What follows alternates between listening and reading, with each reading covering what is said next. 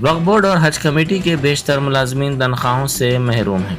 वक्फ board के मुस्तकिल मुलाजमीन को जनवरी की तनख्वाह नहीं दी गई है। बोर्ड के आउटसोर्सिंग मुलाजमीन की 3 माह की तनख्वाह अदा नहीं की गई है।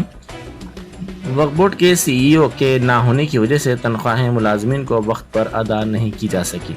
तनख्वाहें ना मिल पाने के सबब मुलाजमीन में तशवीश पाई जाती है। अगर CEO को जल्द ही मुकर्रर नहीं किया गया तो इस माह भी तनख्वाहें मिलने की उम्मीद काफ़ी कम है। हज कमेटी में 45 आउटसोर्सिंग मुलाजमीन हैं जिनकी 3 माह की तनख्वाह वाजिब अदा है।